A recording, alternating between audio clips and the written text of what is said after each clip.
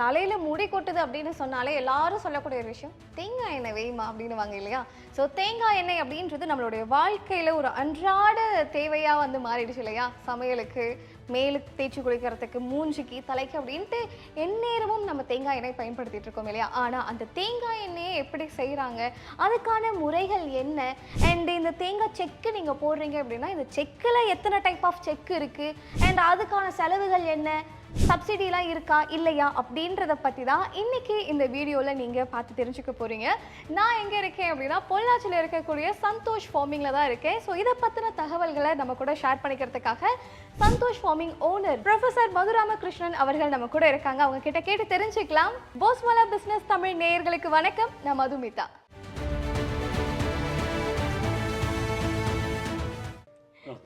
So ஐயா, ஒரு தேங்காய் எண்ணெய் ஆட்டுறோம் அப்படின்னும் போது ஃபர்ஸ்ட் என்ன மாதிரியான விஷயங்களை கவனிக்கணும், அந்த தேங்காய் வந்து எப்படி தயாரா இருக்கு அப்படின்றத எப்படி பார்த்து தெரிஞ்சுக்கணும்?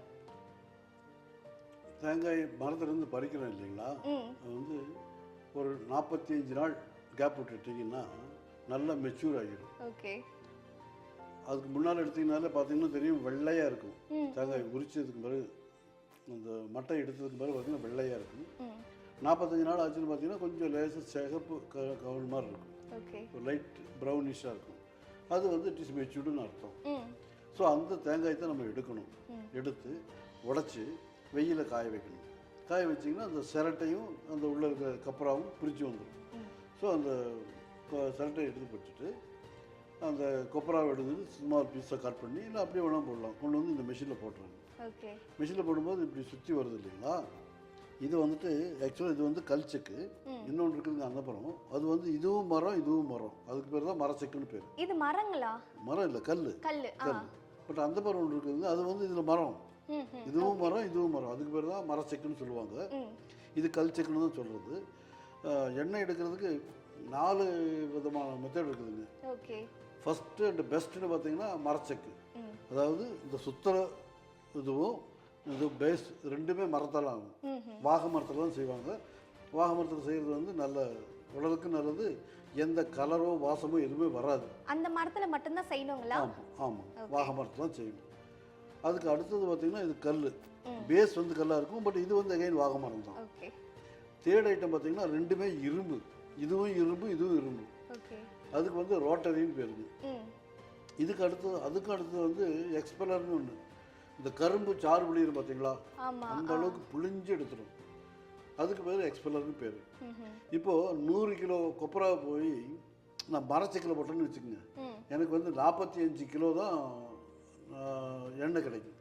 100 கிலோ கொப்பரா போட்டால் 45 கிலோ லிட்டர். அவ்வளோதான்.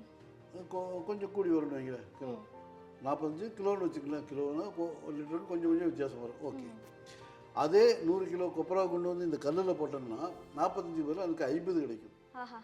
5 கிலோ கொஞ்சம் சேர்ந்து கிடைக்கும். என்ன காரணம்னா இது வந்து ஸ்டர்டியாக இருக்குது இல்லைங்களா, மரத்தை விட ஸ்டர்டியாக இருக்கிறதுனால ஒரு 5 கிலோ சேர்ந்து கிடைக்கும். அதுவே போய் நீங்கள் ரோட்டரியில் போட்டிங்கன்னா உங்களுக்கு கிட்டத்தட்ட 55-56 கிலோ கிடைக்கும். ரோட்டரி, அதாவது ரெண்டுமே இரும்பால் இருக்கிறது. அந்த இன்னொன்று சொன்ன பாருங்க எக்ஸ்பெல்லர், அதில் போட்டிங்கன்னா 63 கிலோ கிடைக்கும். இதே 100 கிலோ பருப்பு போட்டோம்னா 45, 50, 55, 65 அவ்வளோ வித்தியாசம் உண்டுங்க. ஏன் இதை ப்ரிஃபர் பண்ணுறோன்னு கேட்டிங்கன்னா, இது சுற்றும் போது பார்த்தீங்கன்னா ரொம்ப மெதுவாக சுற்றும். அதாவது ஒரு 16 RPM, 16 ரெவல்யூஷன் பர் மினிட் அவ்வளோதான் சுற்றும். அப்போ வந்து உங்களுக்கு சூடு வராது. எண்ணெயினுடைய தரமோ குவாலிட்டியோ கிடையாது. அதே சமயத்தில் நீங்கள் இரும்பு செக்குக்கு போயிட்டீங்கன்னா அது ரொம்ப ஸ்பீடாக சுற்றும். எண்ணெய் அதிகமாகவும் வரும், ஆனால் சூடு அதிகமாகிடும். சூடாச்சுனாலே உங்களுக்கு எண்ணெயினுடைய தன்மை எல்லாம் கெட்டு போயிடும். அதனுடைய குவாலிட்டி, அதில் இருக்கிற விட்டமின்ஸு, மினரல்ஸு, அதனுடைய தன்மையே போயிடும். எக்ஸ்பெல்லரும் நீங்கள் கேட்கவே வேண்டாம். ரொம்ப புளிஞ்சு எடுக்கிறதுனால ரொம்ப அதிகமாக ஹை டெம்பரேச்சர் வருங்க, குவாலிட்டியாக இருக்கும். ஆனால் எல்லாமே தேங்காய் எண்ணெய் தான். அதனால இப்போ 63 கிலோ எடுக்கிறான்னு வச்சுங்க ஒரு ஆள் எக்ஸ்பெல்லர் வச்சு. நான் வந்து இது வச்சுட்டேன்னா 50 கிலோ தான் கிடைக்கும். இப்போ நான் 50 கிலோ எண்ணெய் எடுத்துட்டு 63 கிலோ எடுக்கிறவங்க கூட எப்படி போட்டு விற்க முடியும்? கண்டிப்பாக கஷ்டம் தான். புரியுதுங்களா? அதனால தான் எங்களுக்கு வந்து விலை அதிகமாக இருக்கும். ஆனால் என்னென்னு கேட்டிங்கன்னா உடம்புக்கு தேவையான அத்தனை மினரல்ஸு, விட்டமின்ஸ் எல்லாம் இதில் இருக்கும். கொஞ்சம் கூட சத்து குறையாது. அதில் சத்து இருக்காது. அதுதான் நம்ம மரச்சக்கையோ கல் சக்கையோ விரும்புகிறோம். ஓகே. ஸோ இப்போ இந்த செக்கு வந்து போடணும் அப்படின்னா எவ்வளவு முதலீடு பண்ணணும்? மரச்செக்கு போடணும்னு ஆசைப்பட்டீங்கன்னா ஒரு 4 lakhs இருந்தால் சரிங்க. மிஷினுக்கு மட்டும் நான் சொல்கிறேன். அது போக அப்புறம் பில்டிங் அதெல்லாம் எக்ஸ்ட்ரா. மிஷினுக்கு வந்து 4 lakhs தரணும். இதே கல்லில் போடுறோம் இல்லை கல்லில் போடுறோம்னா இன்னும் கொஞ்சம் கூடி வருது.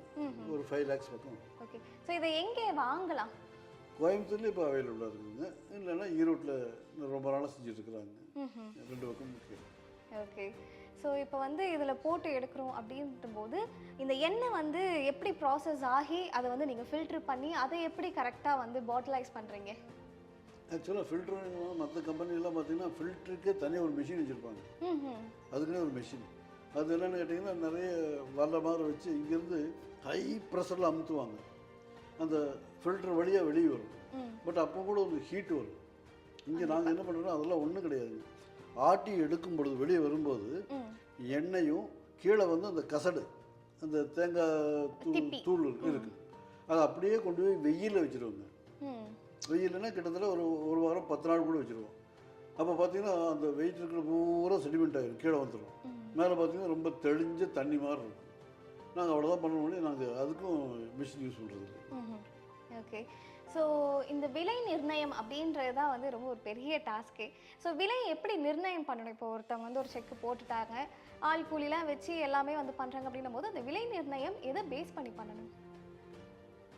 இப்போ ஒரு 100 கிலோ நான் சொன்னேன் பார்த்தீங்களா, பருப்பு எடுத்தால் 100 கிலோனுடைய மார்க்கெட் ரேட் என்ன, சரிங்களா?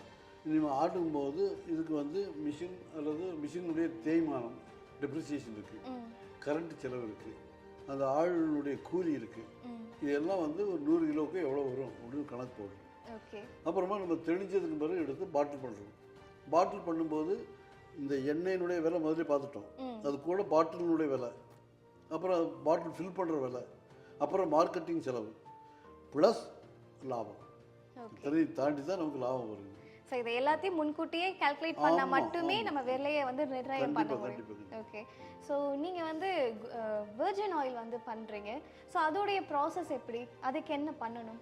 அதுக்கு இந்த மாதிரியான மிஷினரிக்கு சம்மந்தமே இல்லைங்க. சாதாரணமாக வீட்டில் இருக்கிற தேங்காய் சட்னிக்கு பூ திருகிற மாதிரி திருகணும். அந்த பூவில் வந்து க்ரஷ் பண்ணி எடுத்துட்டிங்கன்னா பால் கிடைக்கும். அந்த பாலுக்கு பேர் வந்து தேங்காய் பால் நம்ம சொல்கிறோம். அந்த தேங்காய் பாலை வந்துங்க எண்ணெய் ஆக்குறதுக்கு அதுக்கு நிறைய மெத்தட்ஸ் இருக்குது. இப்போ இதில் எப்படிங்க 4 மெத்தட் இருக்குது, அந்த மாதிரி அதுலேயும் நிறைய மெத்தட்ஸ் இருக்குது. மற்ற எல்லா மெத்தட்லேயும் பார்த்தீங்கன்னா ஒன்றா கெமிக்கல் சேர்த்துவாங்க அல்லது சூடு வரும். பட் நாங்கள் இங்கே செய்கிறது வந்துங்க ஃபெர்மெண்டேஷன் மெத்தட்னு சொல்லி இயற்கையாகவே நொதிக்க விடுறது. வச்சுட்டிங்கன்னா அதுவே எண்ணெயாகவும் தண்ணியாகவும் பிரிஞ்சிடும். என்ன இருக்குன்னா particular temperature, particular time, particular conditions எல்லாமே இருக்கணுங்க. ஹியூமிடிட்டி எல்லாம் கரெக்டாக இருந்ததுன்னா தான் உங்களுக்கு ஃப்ரீயாக பிரிஞ்சு கிடைக்கும். நாங்கள் இந்த கண்டிஷன்ஸ் எல்லாம் இங்கே வச்சு நாங்கள் எடுக்கணும். எடுத்தோம்னா அந்த எண்ணெய் வந்து மெடிக்கல் வேல்யூ ரொம்ப அதிகமாக இருக்குது. அதனால அதனுடைய காஸ்ட்டே வேறு. இது வந்து லிட்டர் 350 ரூபாய்க்கு எடிபிள் ஆயில் இன்னைக்கு. ஏன்னா இன்றைக்கி தேங்காய் வேலை கொஞ்சம் கூடி இருக்கிறதுனால தான் முதல்ல 300 ரூபாய்க்கு தான் கொடுக்கும். அந்த வர்ஜின் கோகனட் ஆயில்னு பார்த்தீங்கன்னா 2000 rupees வருங்க பர் லிட்டர். அது கொஞ்சம் கொடுத்தா வரும். அந்த அளவுக்கு அது வந்து மெடிசினல் வேல்யூ ரொம்ப அதிகம். ஓகே. ஸோ புதுசாக வந்து ஒரு தொழில் தொடங்கணும், ஒரு செக்கே ஒருத்தவங்க போகணும் அப்படின்னு நினைக்கிறவங்களுக்கு நீங்கள் கொடுக்கக்கூடிய ஒரு அட்வைஸ்? அதாவது ரா மெட்டீரியல்ஸ் அவைலபிலிட்டி முதல்ல பார்க்கணுங்க. பக்கமாக இருந்தால் பெட்ரு. தூரமாக இருந்ததுன்னா அந்த டிரான்ஸ்போர்ட் காஸ்ட் ரொம்ப அதிகமாகிடும். அதுக்கு அடுத்து அப்படி அல்லது இதை விட முன்னாடி பார்க்கணும்னா மார்க்கெட்டிங் முதல்ல பார்த்துடணும். ஏன்னா இன்னத்தளவுக்கு மார்க்கெட்டில் இருக்கிறது பூராமே அடல்ட்ரேட்டட், கலப்படம் இல்லாத எண்ணெயே கிடையாது. அதனால தான் இவ்வளோ கேன்சர் பேஷண்ட்டு அதிகமாகிட்டே இருக்கிறாங்க. அப்போ நம்மளால் சுத்தமான எண்ணெயை விற்க முடியுமா அப்படிங்கிற மார்க்கெட்டை ஸ்டடி பண்ணிவிட்டு அதுக்கு பிறகு நீங்கள் செய்யலாம். மற்றதெல்லாம் சின்ன சின்ன ப்ராப்ளம்ஸ் தான் சால்வ் பண்ணிக்கலாம். இது மார்க்கெட்டிங் ஸ்டடி பண்ணாமல் போனாங்கன்னா சிக்கிக்குவாங்க. ஓகே. இதுக்கு கவர்மெண்ட் சைட்லேருந்து ஏதாவது சப்சிடிஸ் இருக்கா, இல்லை லோன்ஸ் ஏதாவது ஆஃபர் பண்ணுவாங்களா? ஸ்மால் ஸ்கேல் இண்டஸ்ட்ரீஸ் உண்டுங்க. ஸ்மால் ஸ்கேல் இண்டஸ்ட்ரீஸ் சிறு தொழில் பண்ணணும்னா அவங்க சப்சிடி தர்றாங்க, நல்ல சப்போர்ட்டும் பண்ணுறாங்க. ஓகே. என்ன எவ்வளோ பெர்சன்டேஜ் கொடுக்குறாங்க சார்? நான் எடுக்கும்போது 20% நினைக்கிறேங்க. அதே வந்து லேடி என்டர்பிரனர் இருந்தாங்கன்னா 25%, 30% வரைக்கும் 30% வரைக்கும் பண்ணுறாங்க. ஓகே. ஸோ இது வந்து ஆண்கள் மட்டும்தான் பண்ண முடியும் அப்படியா? இல்லை அப்படியெல்லாம் கிடையாது, யார் வேணாலும் பண்ணலாம். ஓகே. என்ன இந்த வெயிட்டான ஐட்டம் மேலே தூக்கிறது பிடிக்கிறது அதெல்லாம் கொஞ்சம் சொல்லணும், கிளீனிங். மற்றபடி ஆட்டும் போதெல்லாம் என்ன பிடிக்கணும், யார் வேணாலும் செய்யலாம். ஓகே. இப்போ வீட்டில் வந்து ஆட்டுறாங்க அப்படின்னும் போது வெல்லம் போடுவாங்க, எலுமிச்சை பழம்லாம் போட்டு ஆட்டுவாங்க. நீங்கள் என்ன மாதிரியான விஷயங்கள்லாம் போட்டு ஆட்டுறீங்க? இன்னும் நாங்கள் பனங்கருப்பட்டி போடுவோம். ஆஹா, ஓகே. அது கம்பல்சரிங்களா? போட்டோம்னா எண்ணெய் கொஞ்சம் நல்லா எக்ஸ்ட்ராக்ஷன் நல்லா இருக்கும். அந்த வடவடப்பு இருக்கு இல்லைங்களா, முதல்ல வந்து சாதாரணமாக ஆடுவோம். கொஞ்சம் எண்ணெய் வந்ததுக்கு பிறகு கருப்பட்டி லேசாக தூங்கினோம்னா வடவடப்பு பிசினாக இருக்கும். அப்போ க்ரஷ் பண்ணும்போது இன்னும் கொஞ்சம் எண்ணெய் கூடி கிடைக்கும். ஓகே. பனங்கருப்பட்டி ஒரிஜினலாக இருக்கும், உடம்பையும் கிடைக்காது. சிட்ரஸ் எலுமிச்சம்பழம் போடுறது வந்து அது ஒரு ப்ரிசர்வேட்டிவ் மாதிரி மறுபடியும் கொஞ்சம் நாளைக்கு கிடாமல். ஓகே சார், இப்போ இந்த புண்ணாக்கு வந்து அரைச்சதுக்கு அப்புறமா வரும், அதை எப்படி மார்க்கெட்டிங் பண்ணுறீங்க, இல்லை அது வேறு எதுக்காவது யூஸ் பண்ணுறீங்களா? இல்லை, தேங்காய் புண்ணாக்கு வந்து மாடு நல்லா விரும்பி சாப்பிடும். தேங்காய் புண்ணு ஊற வச்சு குடிச்சிங்கன்னா அந்த தண்ணி விரும்பி குடிக்கும். ஸோ இங்கே பக்கத்தில் இருக்கிறவங்கலாம் கொஞ்சம் பேர் வந்து வாங்குவாங்க. அது என்னுடைய பூராமே விற்க முடியாதுங்க. நாங்கள் அதை வந்து ஃபெர்டிலைசர் கூட மிக்ஸ் பண்ணி உரமாக மாற்றிடுறீங்க. Okay sir. ஸோ நிறைய விஷயம் வந்து எங்கள் கூட ஷேர் பண்ணிக்கிட்டீங்க. அண்ட் புதுசாக ஒருத்தவங்க வந்து செக் வைக்கணும் அப்படின்றவங்களுக்கு என்ன மாதிரியான விஷயங்கள் தேவைப்படும், சப்சிடிஸ் பற்றிலாம் நிறைய சொன்னீங்க. கண்டிப்பாக மக்களுக்கு அது ரொம்ப யூஸ்ஃபுல்லாக இருக்கும். Thank you so much sir. So மக்களே, இன்னைக்கு இந்த வீடியோவில் ஒரு எண்ணெய் செக்கில் என்ன மாதிரியான ப்ராசஸ் இருக்கும், ஃபஸ்ட்டு தேங்காவை எப்படி தேர்ந்தெடுக்கணும், அதை எப்படி காய வைக்கணும், அதை கொண்டு வந்து அரைக்கிற முறை, செக்கில் எத்தனை விதமான செக் இருக்குது, அதுக்கான செலவுகள் என்ன, அண்ட் ஒரு எண்ணெய்க்கு நீங்கள் விலை மதிப்பு எப்படி செய்யணும் அப்படின்றது முதற்கொண்டு இதுக்கான சப்சிடிஸ், குறிப்பாக ஒரு பெண் ஆண்டர்பிரனராக இருக்கீங்க அப்படின்னும் போது 30% வரைக்கும் உங்களுக்கு சப்சிடி கிடைக்குது அப்படின்ற விஷயம் வரைக்கும் இந்த வீடியோவில் நீங்கள் தெரிஞ்சுக்கிட்டீங்க. அண்ட் இன்னொரு வீடியோவில் உங்களை வந்து சந்திக்கிறேன். இதில் உங்களுக்கு ஏதாவது இந்த வீடியோ போய் பண்ணுங்கம்மா, இல்லை இது ஏதாவது சஜஷன்ஸ் இருக்குது அப்படின்னா தாராளமாக கமெண்ட் செக்ஷனில் அதை நீங்கள் மென்ஷன் பண்ணலாம். ஸோ இதோட நான் போயிட்டு வரேன். தேங்க்யூ, பாய் பாய். ஸோ இந்த மாதிரி தேங்காய் பிஸ்னஸ் பண்ணுறது எப்படி, அதை மார்க்கெட்டிங் பண்ணுறது எப்படி அப்படின்ட்டு நம்ம பாஸ்வாலா ஆப்பில் கோர்ஸ் இருக்குது, நீங்கள் அதை பார்த்து கற்றுக்கலாம். அண்ட் அது மட்டும் இல்லாமல் நம்ம ஆப்பில் எக்ஸ்பர்ட்ஸ் கூட வீடியோ கால் பண்ணி உங்களுடைய சந்தேகங்களை நீங்கள் தீர்த்துக்கலாம். அதனால் இப்போவே பாஸ்வாலா ஆப்பை டவுன்லோட் பண்ணிக்கோங்க. பாஸ்வாலா, பி த பாஸ்.